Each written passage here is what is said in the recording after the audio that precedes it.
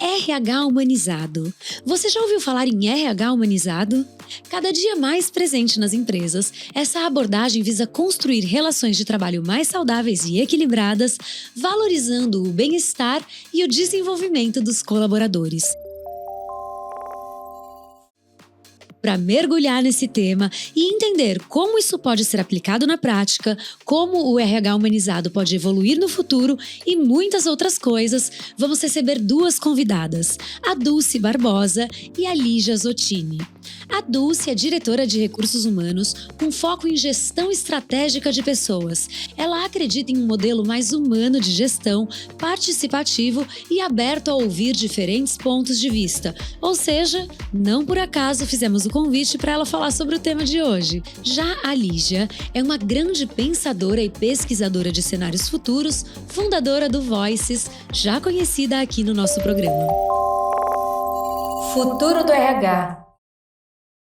Bom, sejam bem-vindas, Lígia, Dulce, é um prazer receber vocês aqui. E a Lígia pela primeira vez no estúdio, a Dulce pela primeira vez no programa, né? Eu vou começar fazendo uma pergunta para a Dulce, bem objetiva, bem introdutória mesmo, que é o que é RH humanizado, e aí depois eu quero que você complemente dizendo como essa abordagem pode ajudar a melhorar a satisfação e o engajamento dos colaboradores na empresa. RH humanizado muito mais simples do que a gente possa imaginar. Pensa assim em grandes projetos, mas é o dia a dia que fortalece essa prática. Com ações pensando nas pessoas como indivíduos e tratando as pessoas como seres individuais. Então, quais são as necessidades das pessoas dentro de um ambiente coletivo? Então, é muito sobre escutativa, abertura para o diálogo, conversas abertas, como as pessoas podem contribuir, né, nesse processo colaborativo. E com isso você cria conexões com as lideranças, com a organização, cria um clima muito melhor, porque as pessoas podem ser quem elas são dentro desse ambiente, contribuindo também para esse diálogo mais objetivo, mais transparente. E, consequentemente, as pessoas se sentem melhor em um ambiente assim. Né? Isso contribui muito para reter talentos, para construir esse ambiente onde as pessoas querem estar. Então, eu acho que é muito mais sobre essa construção do dia a dia em atitudes simplificadas que você vai criando esse ambiente mais humanizado, realmente com esse olhar para as pessoas, mais cuidadoso. Sim, e eu acho engraçado quando a gente fala, né, em RH humanizado como uma tendência, como uma coisa que as empresas estão começando a fazer e ainda tem certa dificuldade para fazer, porque se você for parar para pensar, é basicamente olhar o ser humano como um ser humano e tratá-lo desta forma, com as suas individualidades, né, enfim, com as particularidades de cada pessoa. E aí eu quero puxar o gancho que você falou de algumas atitudes que são mais simples do que a gente pensa, você até mencionou a escutativa e algumas coisas. E aí eu queria saber se você tem dicas de práticas que o pessoal de RH que está escutando a gente possa implementar para tentar humanizar um pouco mais. A gente tem adotado algumas práticas que é principalmente de ter conversas, então como a gente traz um pouco disso no dia a dia, ouvindo por meio de pesquisas, até por escuta mesmo, proximidade do RH em conversas que a gente tem. Atitudes simples como, num formulário de contratação, você dar a oportunidade da pessoa escolher a forma como ela gosta de ser chamada dentro da empresa. As pessoas a gente tem a questão da diversidade e inclusão, tem pessoas também que preferem ter, né, seu nome ali, que são conhecidas, principalmente porque eu trabalho no ambiente publicitário e tem muito disso. Coisas simples como uma organização de um evento, eu tenho pessoas que são vegetarianas, eu tenho pessoas que são celíacas, né? Como que eu entendo esse meu público? O entendimento das necessidades. No momento da pandemia, surgiram várias necessidades, foram várias pesquisas para entender, né, o que as pessoas queriam. Era ter ali dentro das casas um ambiente que fosse ergonomicamente melhor para que elas pudessem trabalhar.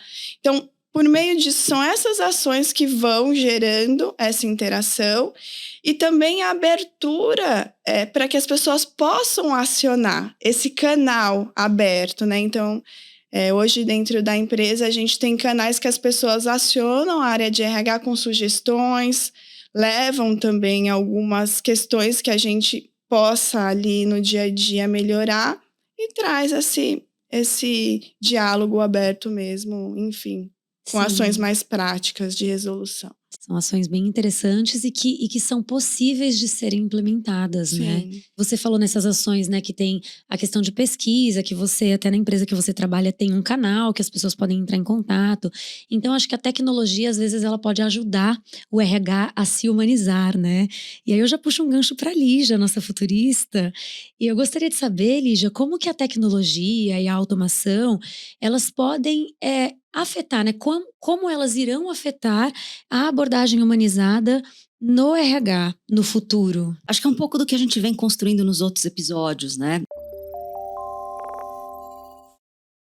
Eu falo bastante sobre esse lugar onde trabalhos de máquinas, que é onde existe, e nós existimos a maior parte do tempo ainda, embora a gente vê muita tecnologia já entre nós, a gente ainda vive muito mais o antigo paradigma da Revolução Industrial passada do que o de agora, né? A gente digitalizou a mecanicidade que nós tínhamos no passado, mas a gente ainda não deu todas as camadas humanizadas, porque a tecnologia não nos permite ainda tirar esse lado máquina, que todo mundo sabe qual que é a parte do dia que você é usado como máquina, é aquele que você repete, repete, repete. Eu sou uma grande defensora da queda das 8 horas por dia, das 5 dias por semana. Todo RH e toda, enfim, conversa de RH que eu tenho e que eu posso ter a oportunidade de levar isso é fabril demais. Quem inventou foi o Ford, né? Então, assim, para que a gente precisa disso? A Dulce estava falando, olha, agora, a parte prática de ter um RH humanizado é você ter a preocupação de entender qual que é a necessidade do outro. Basicamente, o resumo da fala dela é esse, como RH. E quanto mais você chegar no cerne da necessidade versus resolver problemas desses colaboradores, desses membros daquele ecossistema, mais rápido você consegue fazer com que a melhor parte dele saia. Imagina que você vai liberando espaço porque a parte mecânica vai saindo, e ele vai se tornando também em paralelo, e não só porque está dentro da sua empresa, mas também porque está dentro da sua empresa. Ele vai se tornando a sua melhor versão, a sua versão mais humanizada. Então, quando você me convidou para trazer aqui um pouco desse olhar do futuro, tem a ver com, poxa, se eu sou um RH humanizado, eu vou receber pessoas cada vez mais humanizadas, eu vou precisar de cada vez mais máquinas para que essas pessoas tenham tempo para isso. Então, a gente divide de novo aquela conversa da empresa de plataforma com a empresa de ecossistema. Para a Dulce que não estava aqui, um Uber do futuro, ele provavelmente não vai ter humanos trabalhando. Então, o RH do Uber vai ser uma pessoa altamente tecnológica, responsável por capturar o próximo AI melhor para dentro do carro, para fora do carro, para o aplicativo, sei lá, o que vai ser o futuro dessa locomoção. Se você não está numa empresa altamente sem humanos, você vai estar numa empresa com humanos. Então, a gente acredita que ela seja de ecossistema. E aí, desse lugar, a gente precisa entender que o espaço de trabalho vai ser um espaço de desenvolvimento humano. A gente já fala isso, mas tem muito mais uma carga técnica. Eu sou de marketing, eu entro numa agência como a da Dulce, e eu espero sim ter uma experiência que me desenvolva. É mais do que isso do futuro. Eu sou um humano, eu tenho propósitos, parte do meu propósito, e eu acho que todo mundo vai ter bem mais claro qual é o seu propósito, a sua verdade, a sua paixão de coração. O que da minha verdade, da minha paixão, daquilo que brilha meus olhos, a sua organização vai me ajudar a ser mais, a desenvolver mais, né? A fazer o que eu não consigo fazer sozinho da minha casa com todas as tecnologias que a gente viu, né, nascer da nossa última conversa. Tipo, tudo que o chat GPT não vai conseguir fazer, como é que eu vou precisar de um humano, eu sou um humano. Que eu vou ter que me desenvolver e onde eu vou ter que me desenvolver? As organizações se tornam esse lugar, né, de desenvolvimento e expansão humana. Então, RH humanizado no futuro do futuro é quase como dizer um RH especializado em expansão das melhores versões. Sim. Do contrário, contrata uma máquina. Isso é uma visão muito otimista. Eu gosto muito dessa visão, né? Porque eu já comentei também, eu não lembro em qual episódio, que sempre que se falava em futuro e tendências do futuro, eu ficava assustada com inteligência artificial, com todas as coisas da tecnologia. E conhecer a Lígia me fez ter uma visão mais otimista. Então, a tendência é que no futuro as pessoas se humanizem cada vez mais. Quanto mais a tecnologia evoluir, então, mais humanizada teremos não só a RH, mas a empresa como um todo, né? Hoje a gente busca esse esse autoconhecimento, esse desenvolvimento em lugares que são fora do trabalho. E eu acho muito legal isso que você diz, de podermos no futuro buscar isso dentro do trabalho, que vai fazer parte ali da minha vida de uma forma mais leve. Porque isso, hoje, para Carol. algumas pessoas, é pesado trabalhar, né? Porque no antigo paradigma, eu não precisava gostar do meu trabalho. Eu precisava encontrar um trabalho que me desse dinheiro. Nós já achamos, e nós somos uma geração que nos permitimos ir atrás daquilo que era mais prazeroso, né? Teve um espaço para escolher uma carreira que você também gostasse. Talvez as 2 ou 3 gerações atrás não era isso. Sorte sua que tem uma carteira assinada. Então, a gente vai ganhando a cada geração, a cada 20 anos, né? Essa capacidade de nos tornarmos mais leves. E aí, desse lugar, o trabalho, principalmente o trabalho intelectual, que é o que a gente toca aqui nesse programa. O seu trabalho é um trabalho altamente intelectual. A criatividade de uma agência, e hoje de manhã eu estava vendo uma frase que eu achei super bonita, é poética até, chega até um quê de mágico, que ele fala assim, olha, a gente está achando que esses chats GPTs vão fazer, me dá um filme, me dá uma foto, 5 segundos e 10 versões disso. Verdade. Talvez, de novo, aquilo que a gente falou no começo, as coisas mais repetidas, menos sêniores, menos profundas, vão ser possíveis de dar para esse tipo de inteligência artificial. Mas aquilo que é criatividade mesmo, que não é só a mistura de repertório, que a máquina pode ter mais rapidamente. Todo mundo sabe que tem um lugar genial seu, que você já fez coisas geniais, e ela nasceu, tipo, out of nowhere, né? Do nada. E aí a frase dizia assim, olha, é impossível você ter uma criatividade igual na humanidade, ou seja, cada pessoa tem uma criatividade única, porque a criatividade é a luz de uma alma ganhando forma. Então, se a gente vai começar a entender cada vez mais esse tipo de profundidade, que vem o chat GPT fazer aquela arte que vai no carrossel, e eu vou precisar ter 300 carrossel para botar lá no Instagram, ou qualquer que seja a mídia social do futuro, mas para as coisas mais profundas, eu vou continuar precisando da luz da alma das pessoas ganhando forma. Que é única, né? Eu lembrei, com isso que você falou, eu assisti uma peça uma vez que era do Nelson Rodrigues, A Falecida, e eu assisti a mesma montagem com o mesmo diretor, um diretor que não deixa você trocar uma vírgula do texto. Eu assisti com 2 atrizes diferentes, Lucélia Santos e Maria Luísa Mendonça. O resto do elenco era o mesmo, parecia outra peça. É isso, é sobre isso. Parecia outra peça. É que você tá num lugar que é mais fácil o humano estar ali o tempo todo, né? E olha que curiosidade, provavelmente na geração do seu avô, da sua avó, acho que a gente já chegou até a tocar nessa frase em algum momento. Era profissões não consideradas sérias, né? Sim. Atores, atrizes, cantores, filósofos, pensadores. Era coisa de gente não séria. Porque sério mesmo era quem estava na fábrica. Uhum. Olha Exato. o paradigma misturado. E mudando, né? Super. E eu queria puxar agora uma coisa que você falou que eu achei bem interessante, de você ser contra essa imposição de 8 horas diárias de trabalho. Eu também, eu acho que cada pessoa funciona num ritmo, funciona de um jeito. E eu acho que isso conversa muito com aquilo que a Dulce falou sobre os desafios que vocês enfrentaram na pandemia. Porque na pandemia teve que mudar tudo. As pessoas começaram a trabalhar em casa. E você acha que, mesmo com essas particularidades, tem gente que funciona mais quando eu fico no pé, você tem que trabalhar 8 horas. Tem gente que funciona um pouco mais livre. Na pandemia, eu acho que a gente teve que ter esse equilíbrio. E você acha que dá para usar essa experiência que passamos na pandemia para aplicar hoje na volta ao trabalho?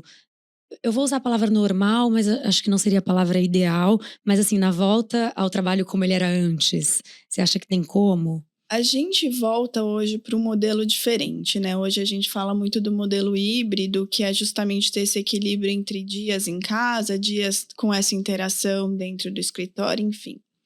Eu acho que para isso acontecer, e eu acho que a Lígia pode ajudar a gente até a discutir melhor isso, precisa ter uma mudança geral. Porque hoje a gente ainda depende de outras pessoas para realizar, né, o nosso trabalho. Então, você tem uma conexão com fornecedores, com clientes, enfim, com vários parceiros ali no dia a dia. E meio que as pessoas encaixaram isso num horário comercial. Vou usar esse termo.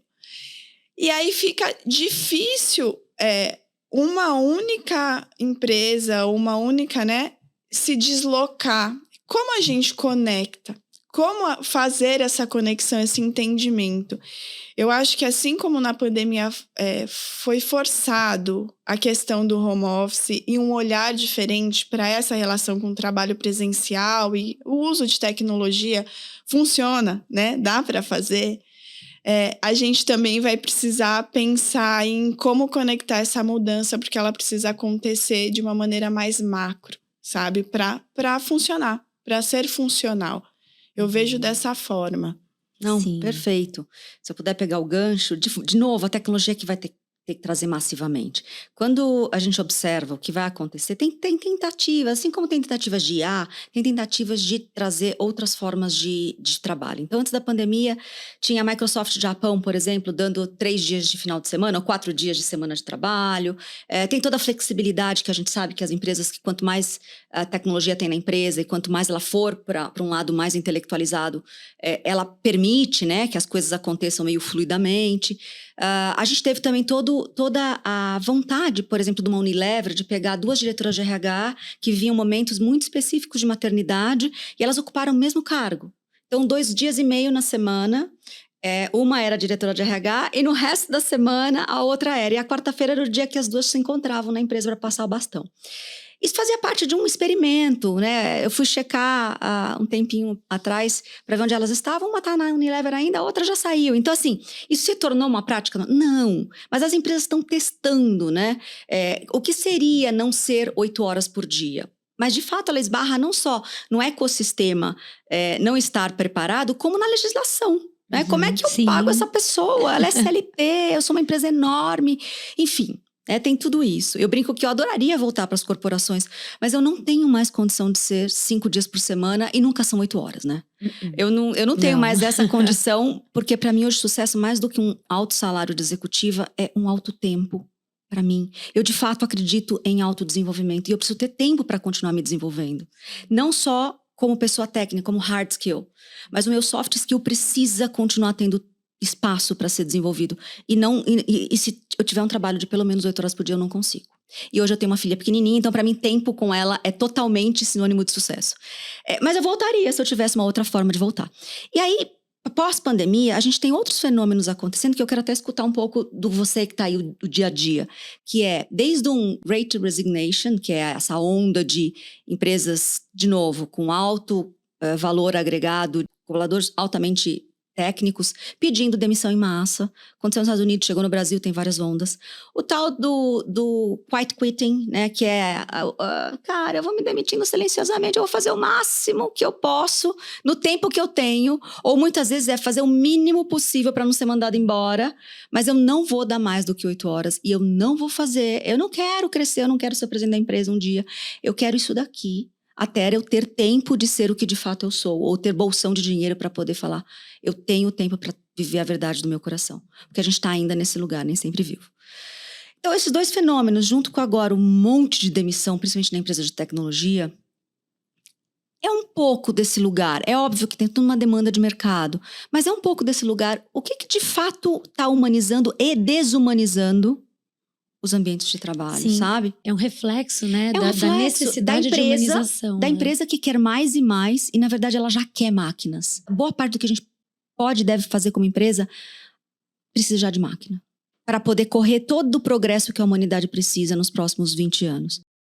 Por outro lado, toda empresa é por pessoas ou para pessoas. Se for 100% de mão de obra automatizada, provavelmente você vai ter um imposto de desemprego humano, que vai taxar 60% do seu lucro. Porque você não emprega, você não gera valor para as pessoas, a não ser para o que consome, mas você precisa gerar valor para toda uma cadeia ao redor. Então, provavelmente vai ter um monte de imposto aí sobre o seu lucro se você não operar com humanos dentro. Mas é uma outra discussão. Eu acho que tem muito ainda desse lugar que a gente está vivendo já, muito próximo dessas novas tecnologias no antigo paradigma. E aí dá a demissão em massa, a ficar lá empregado quietinho, querendo, pelo amor de Deus, me veja aqui, eu não quero fazer nada que me dê mais nada. Na verdade, eu sinto muito que estamos num extremo, né? Por muito tempo, as organizações tiveram esse espaço opressor, né? O trabalho, aquela cobrança excessiva. E por muito tempo isso foi aceito. Hoje, temos uma mudança de uma geração, né? Que já não, né, quer significado no trabalho, que saúde mental, equilíbrio, enfim. várias coisas aí, não é mais só trabalho e remuneração.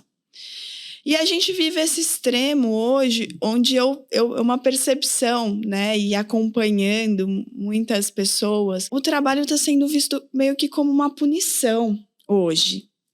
Ele encontrou um lugar de punição. Nossa, eu tenho que trabalhar, nossa, que... Né? E a gente precisa fazer um movimento, né, de buscar esse significado, encontrar esse caminho real do equilíbrio, como a Lígia falou. Poxa, eu tenho tanto, né, para oferecer, mas eu não quero um formato que me coloque numa caixinha durante 8 horas, 5 dias por semana.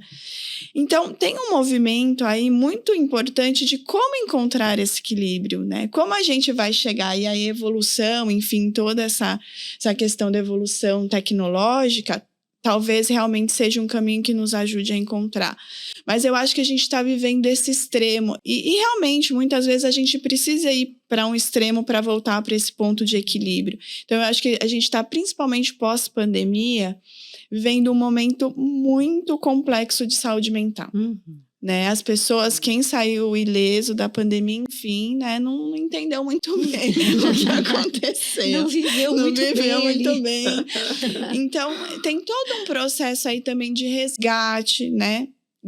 Dessa saúde mental. A gente tem no Brasil, assim, uma população extremamente ansiosa.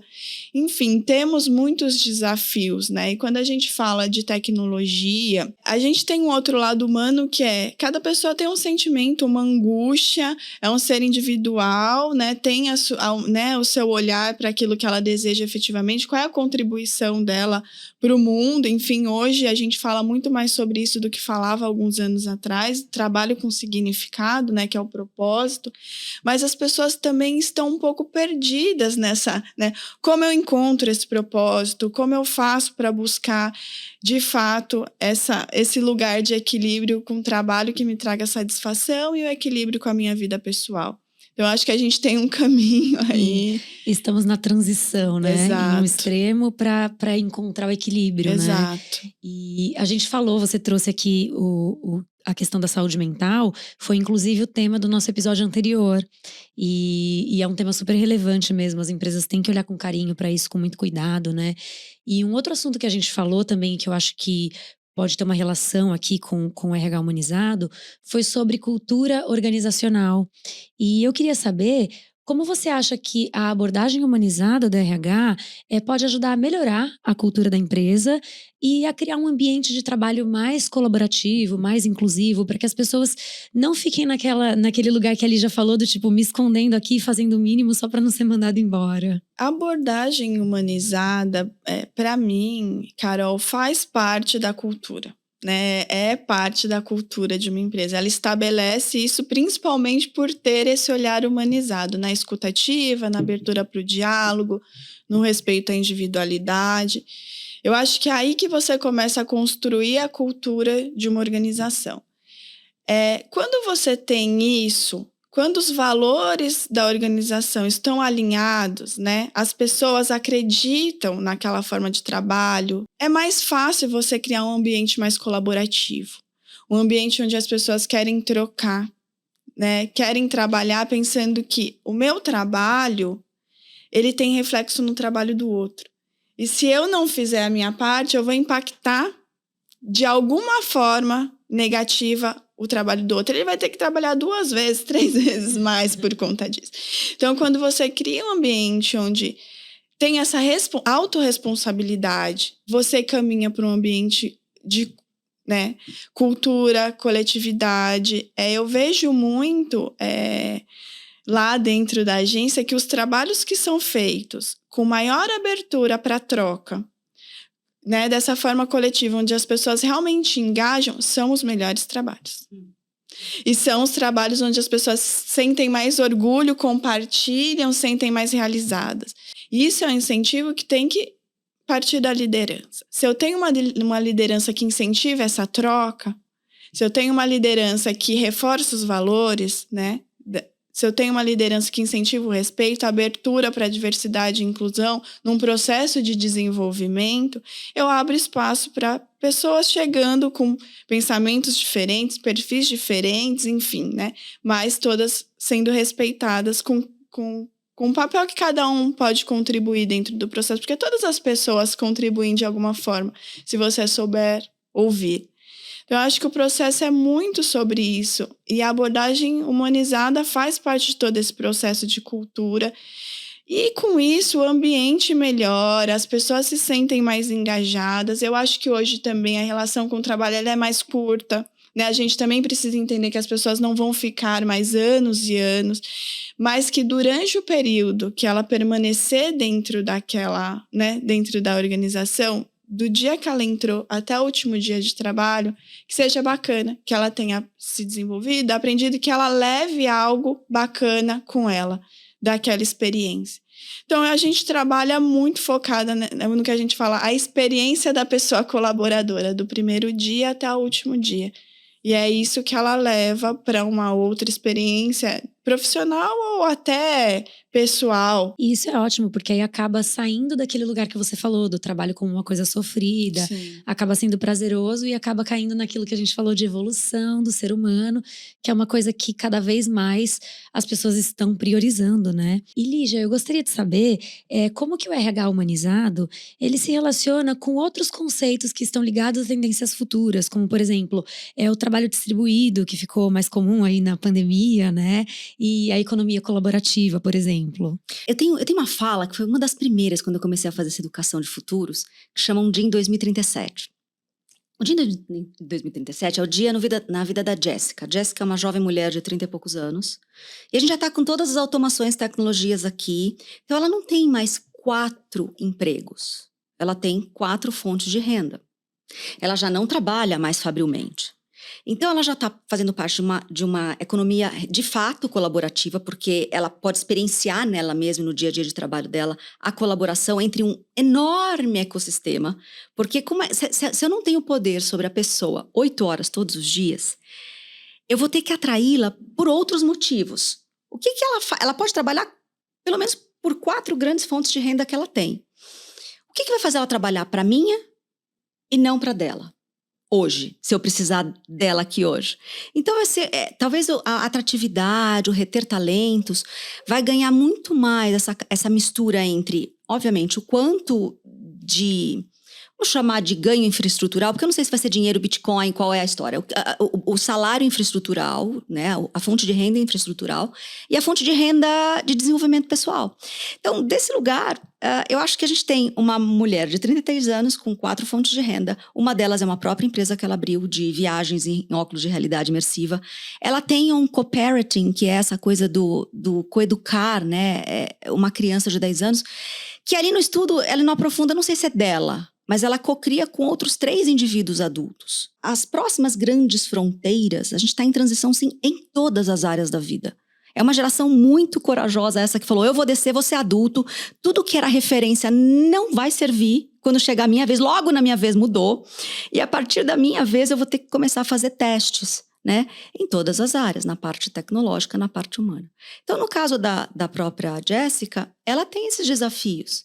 Que é uma vida muito mais complexa do que essa na caixinha, mas ao mesmo tempo ela vive com muito mais potência, verdade, desenvolvimento, e às 3 horas da tarde ela para e vai fazer yoga virtual lá com a galera de Mumbai. Essa fala é uma fala muito rápida de 20 minutos, mas traz as tecnologias liberando as pessoas para esse lugar onde, bom, eu vou ter mais humanização nas empresas, porque eu vou ter muito mais humanos pensando e pedindo e falando, cara, se você quer o meu talento, você vai precisar flexibilizar o que você é.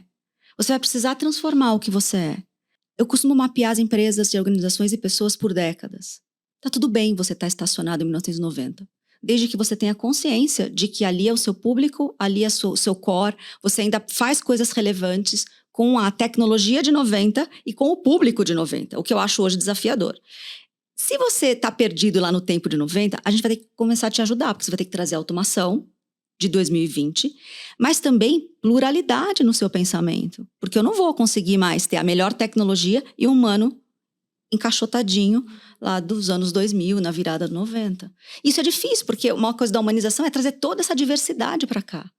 E a diversidade não significa que todos estão na mesma década, na mesma versão plural, de conseguir capturar toda o diferente, entendeu? O diferente também que tá chegando com uma série de desafios e muitas vezes traumas, e não talvez só dele, mas de uma geração, de um grupo de diversidade. A pessoa tá acostumada a vir lá e militar e fazer aquela coisa pelo trauma da existência da raça, por exemplo, ou da existência do gênero. Por quantos e quantos momentos na minha vida eu militei pelo gênero feminino, feminista, e eu era capaz de destruir um batalhão na minha frente.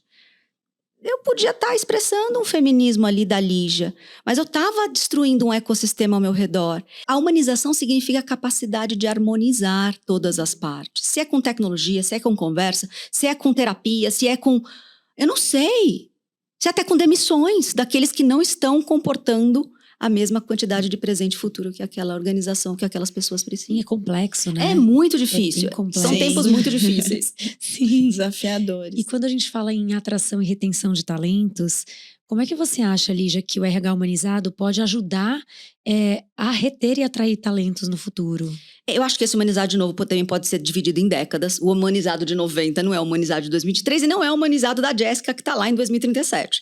Mas se eu tivesse que dizer agora, é a frase inicial da Dulce, a escuta ativa, a capacidade de absorver o que aquele organismo chamado organização, porque a organização a gente encaixota, mas se você falar, olha, a empresa é um organismo vivo, o sangue são as pessoas, a gente precisa saber se esse sangue está saudável, se ele tem os nutrientes corretos, e se ele está movendo o corpo todo, né, de forma equilibrada. Essa é a humanização que a gente precisa para agora, e isso é capaz de reter, porque as pessoas já entenderam que o trabalho não são, pelo menos uma boa parte dessas novas pessoas que estão buscando, não precisa ser só geracionalmente mesmo, essas pessoas se refrescando de quem são, já entenderam que elas não são seus trabalhos. Era muito comum no passado, a hora que eu não era mais a executiva da grande empresa, não tinha mais o sobrenome da grande empresa, eu morria mesmo, porque não sabiam ser outra coisa que não o seu trabalho. A gente não está mais nesse lugar a maioria das vezes que a gente conversa nos ambientes que a gente está tocando aqui. Então, desse lugar, poxa, as pessoas já entenderam que um bom ambiente, que use os meus talentos, me dê uma quantidade boa de benefícios para aquele momento, é um ambiente que eu quero ficar. Pelo menos 2 anos, que é um ciclo bom, né? Para você começar, aprender, desenvolver, entregar o que você pode entregar, ensinar e fechar um projeto e falar, ó, tá aqui a nossa parceria. Vamos ver se tem próximo? Eu acho que esse olhar carinhoso... Nossa, se eu tivesse que trazer outro tema para a mesa é o olhar carinhoso para a liderança de mulheres, porque a gente precisa urgente parar Vamos já de... anotar então, esse tá, tema, porque anota, porque a gente precisa parar interessante. urgente para pensar a quantidade de mulheres que a gente vai ter que colocar lá, porque a gente sabe que numeralmente precisa, só que elas não podem chegar com o arquétipo masculino. Como é que é a liderança de mulheres pelo arquétipo feminino? E de homens também, tá? Porque a gente tem a capacidade de operar os 2 arquétipos. Eu brinco que se as máquinas estão sendo criadas, a nossa imagem e semelhança, que imagem e semelhança? Comando, controle, revisão, informação, forecast, lava tudo, começa de novo no próximo quarter. Isso são arquétipos masculinos. Criatividade, sensibilidade, conexão, intuição, network, colaboração, isso são arquétipos femininos. É o que a gente vai precisar se a máquina estiver fazendo todo o trabalho de máquina que a gente precisou até agora. Sim. Então, liderança de mulheres pelo arquétipo feminino, energia feminina, olhar feminino, chame do que você quiser, é a coisa mais futura que a gente precisa para fazer uma transição mais harmônica. E aí vai ter que olhar para a mulher de uma outra forma. Sim, isso é muito interessante. Vamos trazer esse tema com certeza. E é legal você falar isso porque a maioria dos convidados que eu recebo aqui no programa são mulheres. Olha Inclusive, só! hoje aqui estamos 3 mulheres. No programa passado também foi. Que bom. E vamos trazer esse tema com certeza. Eu queria falar um pouco sobre lideranças. Pensando nas lideranças, se você mencionou na sua última fala algumas coisas relacionadas a isso, e eu queria saber como a abordagem humanizada do RH pode ajudar a desenvolver lideranças que sejam mais eficazes e que possam fortalecer o desempenho da equipe. Para as lideranças tem sido um grande desafio também. É sofrido, né? Porque muitas pessoas também chegam no cargo de liderança muito rápido, sem o tempo de vivência, porque hoje a velocidade é outra, mas com vários anseios, necessidades e com um time ali para colaborar no desenvolvimento e o dia a dia. E é bem complexo. Eu invisto muito em uma comunicação, numa boa comunicação, né? Então, como a gente comunica para as pessoas políticas, todo o formato de trabalho, valores, forma de trabalhar dentro da organização, muito treinamento para as lideranças de comunicação não violenta, feedbacks efetivos, como trabalhar a gestão, né, soft skills ali, trabalhar soft skills na gestão, que é esse olhar que a Lígia falou, mais carinhoso, necessidade. São coisas simples, às vezes você entender, se você tem uma proximidade com as pessoas do seu time, você tem alguém que performa bem. Num instante a pessoa, aconteceu algo. Se você não tem uma proximidade, não sabe o que está acontecendo, mas se você cria essa conexão, às vezes a pessoa está passando por uma questão de saúde na família, uma separação, enfim, N coisas, e aí você consegue conectar com essa pessoa. De que maneira eu posso contribuir para você passar melhor por esse processo? Às vezes a pessoa fica com vergonha de falar se ela não tem essa conexão com a liderança. Então, a gente incentiva muito essa proximidade com os times. Por muitas vezes, a sua necessidade não é a necessidade do seu time, mas aprenda a ouvir a necessidade do seu time e ter empatia. E tem um trabalho, Carol, que por muito tempo o RH se distanciou dessa proximidade também com as pessoas e das lideranças e ficou num lugar muito de indicadores, como eu entrego o resultado, como eu mapeio o resultado, e esqueceu um pouco desse lado. E eu percebo o quanto a proximidade também com as lideranças, como o RH, porque eu sou muito próxima das lideranças, ajuda e contribui na troca. Porque as lideranças também se sentem confortáveis em falar as suas dores, e aí a gente vai trabalhando, né, num processo em cadeia. Como eu te ajudo, você ajuda a pessoa do seu time e a gente vai construindo esse ambiente. Inclusive, incentivar as lideranças a falarem também para os seus times que elas também sou humana, né? Também passo por uma situação, até na pandemia, tenho um filho pequeno. Gente, não dá para bloquear eu preciso de um tempo para cuidar. Então, também trazer esse lado humano das lideranças, né? Essa conexão também de entendimento, porque tá num papel de liderança, tem que dar todas as respostas, tem que saber tudo de imediato. Não! Né? Estamos todos também num processo de aprendizado. E por muitas vezes as pessoas me questionam de muitas coisas e eu falo, não sei. Mas a gente pode tentar descobrir. Vamos juntos? Vamos tentar? Vamos buscar caminhos e alternativas que sejam boas para os dois lados? Mas eu acho que tem um incentivo muito e a gente precisa também fornecer ferramentas para as lideranças. E aí entra um lado tecnológico. Como eu crio uma ferramenta que facilite eu visualizar o meu time, que facilite eu né, dar esses feedbacks mais efetivos, que facilite essa comunicação. Então, também tem um investimento aí nessas ferramentas que contribuem para esse processo. Eu gosto muito de falar que seres humanos se conectam com seres humanos, né? Então, essa questão da comunicação, da transparência, mostrar um pouco, às vezes, até de vulnerabilidade, para que a sua equipe se sinta confortável para se abrir com você, para que ela não te veja num pedestal, né? A hierarquia, muitas vezes imposta ao longo dos anos nas Sim. empresas, causam esse distanciamento, né? E eu acho que é cada vez mais a gente se olhar ali como se todo mundo estivesse ali na mesma linha e tamo junto, né? O meu cargo é diferente do seu, mas sou tão humana quanto você. Vamos aí, a gente se ajuda. Eu acho que é basicamente isso, né? Isso.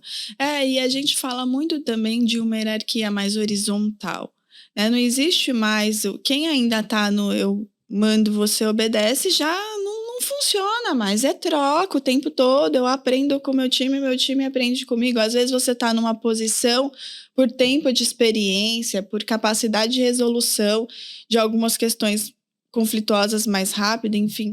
Mas as pessoas estão ali para contribuir umas com as outras. E é esse o lugar que eu acho que a gente precisa estar. Sim, com sabe? certeza. Para finalizar, eu quero fazer uma pergunta para as duas, né? Quem se sentir confortável aí para responder, que é quando a gente pensa em desafios como a gestão de conflitos interpessoais e políticas de diversidade e inclusão que foram mencionadas aqui anteriormente, né?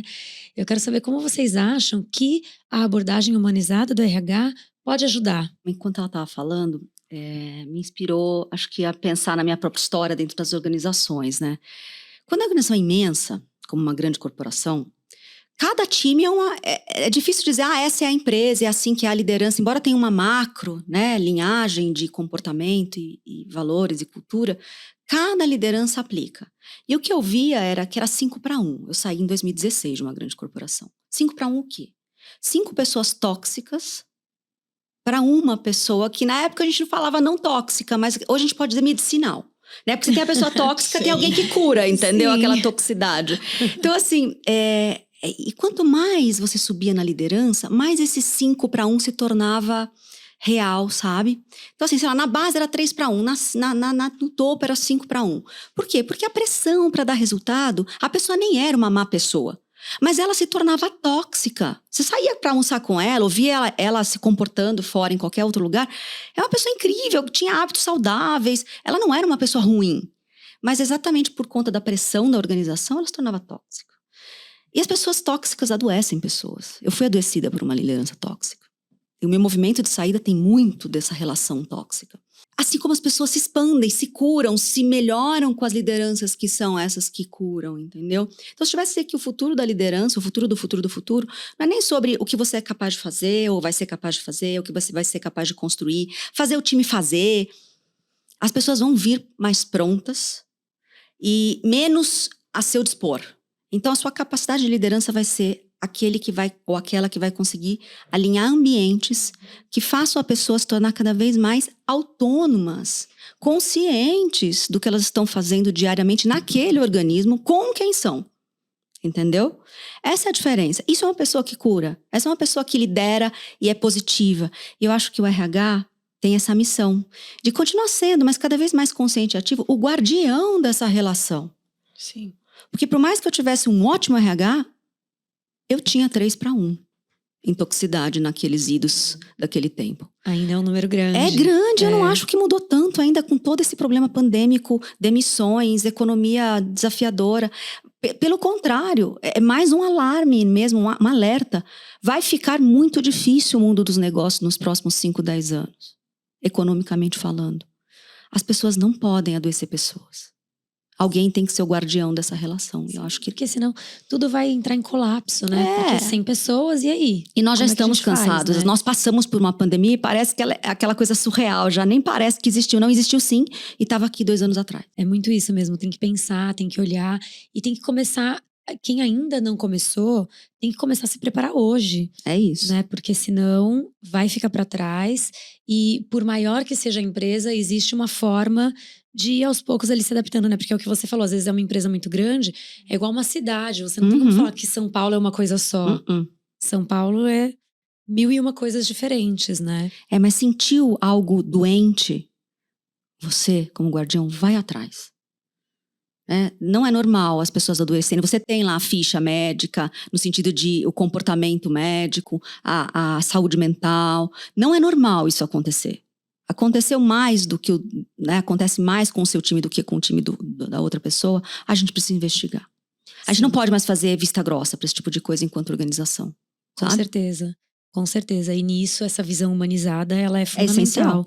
E aí engloba tudo, né? É tirar aquele lado máquina, porque nós também, né? RH, gestores, todas as pessoas, por mais que trabalhe com pessoas, também tem o seu momento máquina. E às vezes a gente entra nesse fluxo máquina e a gente esquece de olhar, né, no olho da pessoa e, enfim. Mas muito bom recebê-las. Não sei se vocês tiverem alguma colocação final também, fiquem à vontade. Eu só queria contribuir um pouco com essa última pergunta, Carol, que é um pouco do que a Lígia falou, né? O ambiente tóxico também não permite que a diversidade aconteça. Porque, principalmente, você precisa respeitar o tempo de aprendizado das pessoas, né? Você precisa respeitar todo o histórico que essa pessoa traz e qual é o tipo de contribuição que ela pode dar dentro da organização. Então, esse olhar é muito importante e quando ela fala assim, o RH tem acesso e consegue essas informações e investigar. Tem uma tomada de decisão maior, óbvio, né? Sempre tem envolvimento, né, de lideranças, enfim.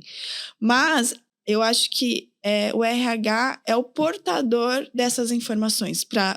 Ele suporta a alta liderança na tomada de decisão. Seja com uma gestão que é tóxica, né?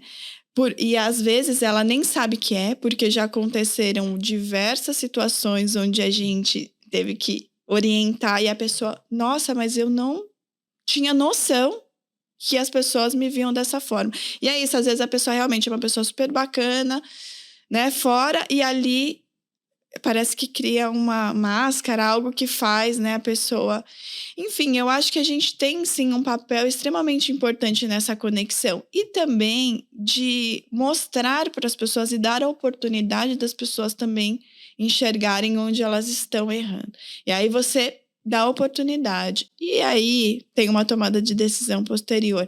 Mas as pessoas também precisam saber. Porque também tem esse lado que é muito duro sobre o erro, julgamento e acabou. É fácil, né? Tira, acabou. Não. Como que a gente também traz esse olhar humanizado para desenvolver esses soft skills nessas pessoas que às vezes não tiveram a oportunidade de desenvolver? Então, eu acho que tem esse olhar também cuidadoso para esse organismo, né, para o todo. Eu acho bem importante, acho que isso que a Lígia falou é muito bacana porque traz realmente um papel que eu acho que por muito tempo o RH descolou. E hoje a gente tem a oportunidade de se aproximar e conduzir com um olhar mais cuidadoso e carinhoso, como a Lígia disse. Tem que aproveitar, né? A gente tem que aproveitar. Sim. Ai, comece pelo tom de voz de vocês. Se eu escuto a minha... Nossa, eu juro, eu escuto gravações minhas lá de 2014, 15, 16, logo na saída. Por que eu gritava tanto? Comunicação não violenta começa por escolher melhor as palavras, o tom. Precisa ser tudo com o estômago, sabe? Vamos subir um pouco aí esse tom pro coração, né? Pra humanidade mesmo. Pro sentir, né? Porque é muito tudo com o estômago o mundo dos negócios. E sentir é tão gostoso, né? É isso. Eu sou uma pessoa sinestésica, Eu então... também. Eu ainda falo alto, eu sou italiana, descendente italiana, mas assim, é outro alto hoje. Sim, já foi bem diferente, mais... né? Porque antigamente era pra ninguém falar depois de mim. É bem dolorido isso. Mas que bom, né, que a gente tá, que as coisas estão mudando e que a gente tá tendo essa oportunidade de evoluir, né? Nesse momento caótico, mas que é bom, porque muita gente não passou por isso e não vai ter oportunidade de passar por isso, né? Muito obrigada pela presença de vocês. Foi um prazer recebê-las. E a gente se vê aí nos próximos episódios. Muito obrigada. Obrigada, Carol. Esse foi mais um episódio do Futuro do RH, um programa da Piauí que, além de trazer um especialista para descomplicar o seu hoje, te prepara também para se destacar amanhã. Se você gostou, não deixa de se inscrever no canal, deixar seu like e ativar o sininho para ser notificado quando os próximos conteúdos forem ao ar. E, se tiver alguma dúvida, manda aqui pra gente nos comentários. Te vejo no próximo episódio.